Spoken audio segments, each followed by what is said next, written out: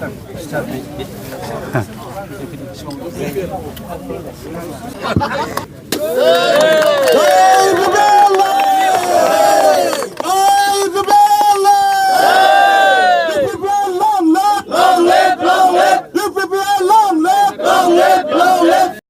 মানুহবিলাকে জইন কৰাৰ কাৰণে ইচ্ছা প্ৰকাশ কৰিছে। আজিও আমাৰ এটা কাৰ্যসূচী আছে, আবেলি ভাগত এটা কাৰ্যসূচী আছে, তাত বিভিন্ন ব্যক্তিসকলে আজিও আমাৰ দলত যোগদান কৰিব। তো এনেকুৱা বহুত হৈ আছে। তো আৰু আমাৰ হাতত একমাহ আছে, আপোনালোকক আমি জনাম।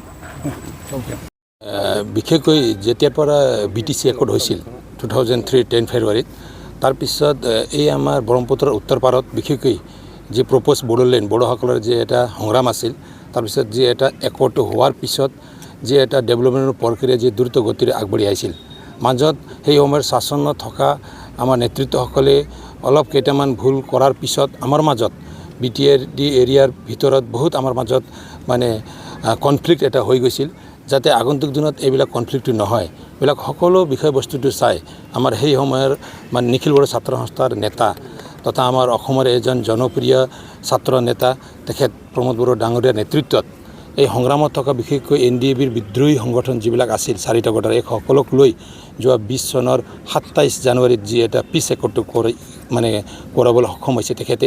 তো তাৰপিছত আমাৰ এৰিয়াত যি এটা শান্তিৰ যে এটা পৰিৱেশটো ঘূৰি আহিছে, এই শান্তিৰ পৰিৱেশ ঘূৰি অহাৰ পিছত মানে প্ৰমোদ বড়ো ডাঙৰীয়াৰ নেতৃত্বত আমাৰ ইয়াত পৰিৱৰ্তন কৰি তেখেতৰ নেতৃত্বত যি এটা চৰকাৰটো বৰ্তমান BTR কাউন্সিলত চলি আছে।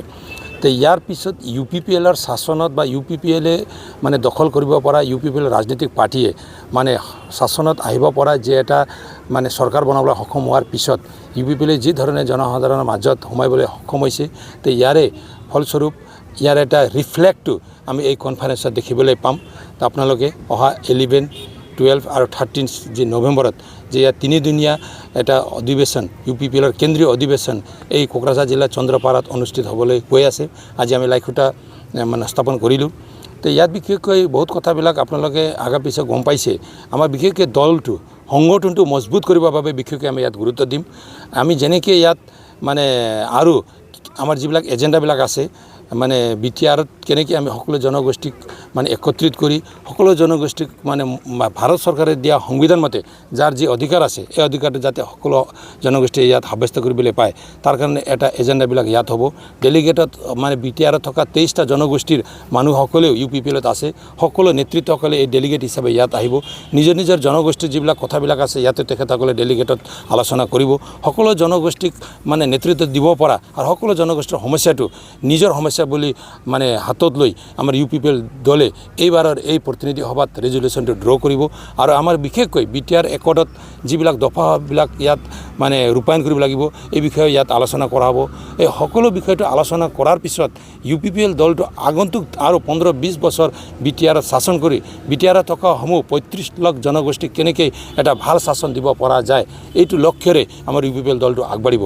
তো গতিকে অহা 11, 12, 13ত ধুমধামেৰে ইয়াত অধিৱেশনটো হ'ব।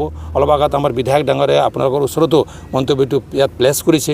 মই বিচাৰোঁ, মই আহ্বান জনাইছোঁ আৰু আশা কৰিছোঁ BTRত থকা সকলো জনগোষ্ঠীয়ে সকলো পাৰ্চনে বুদ্ধিজীৱী হওক, শিক্ষকসকলে হওক, বিভিন্ন য'ত যেনেকৈ কাম কৰিছে বিভিন্ন জাতীয় সংগঠনৰ নেতৃত্বসকলে হওক বা মিডিয়াৰ বন্ধুসকলে হওক, সকলোৱে ইয়াত মানে আগবাঢ়ি আহি আমাৰ এই অধিৱেশনত নিজৰ অধিৱেশন নিচিনাই ভাবি নিজৰে এইটো এটা ৰাজনৈতিক দল হ'লেও আমাৰ এৰিয়াত কাম কৰিবলৈ আগবাঢ়ি অহা এইটো দলৰ অধিৱেশন বুলি আপোনালোকে সহায় কৰিব বুলি মই আশা কৰিছোঁ।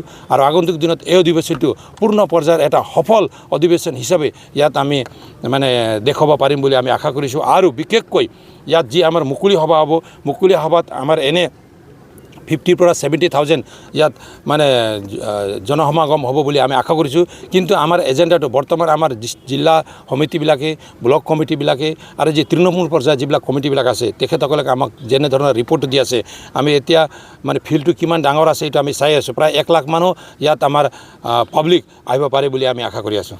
ভিতৰ চৰত আমি আলোচনাটো আৰম্ভ কৰিয়ে দিছোঁ।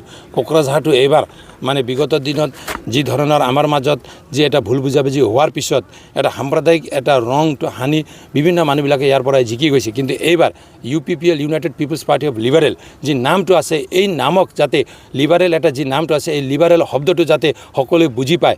আৰু এইবাৰ এই UPPL দলে সকলো জাতি জনগোষ্ঠীক নেতৃত্ব দিব পৰা এজন সাংসদ হিচাপে আমি কোকৰাঝাৰ এই সাংসদ মানে লোকসভা সমষ্টিৰ পৰা যাতে এজন বলিষ্ঠ এজন নেতাক আমি দিল্লীলৈ পঠাব পাৰোঁ ইয়াৰ কাৰণে আমাৰ মানে প্ৰায় ডিছকাশ্যন হৈছে আৰু এই অধিৱেশনৰ পৰাই এইটো আমাৰ পূৰ্ণ গতিত আমি আগবাঢ়ি যাম সভাপতি সম্পাদক খাল সলনি কৰিব নাই এনেতো এইটো টাৰ্মিনেটিং হয় ট্ৰাইনেল কনফাৰেন্স এইটো টাৰ্মিনেটিং হয় ইয়াত আমাৰ মানে কমপ্লিট কমিটিয়ে এইটো নতুন মানে UPPL আজি প্ৰায় 1 বছৰমান হৈ গ'ল নতুন সংবিধান এটা এডপ্ট কৰিছে নতুন সংবিধান মতে আমাৰ সভাপতি সম্পাদক উপসভাপতি আৰু আন সম্পাদকবিলাক যিবিলাক দায়িত্বটো ইয়াত দিয়া হ'ব কোডবিলাক বনাব সকলো নতুনকৈ হ'ব কোনোবাই পুৰাণাও থাকিব কোনোবাই নিউ কামাৰ্ছো থাকিব নতুনো আহিব পুৰাণাও থাকিব এই সকলোকলৈ যাতে এটা শক্তিশালী কেন্দ্ৰীয় সমিতি আমি ইয়াত গঠন কৰিব পাৰোঁ ইয়াৰ কাৰণে এটা আমাৰ প্ৰায় পৰিকল্পনা চলি আছে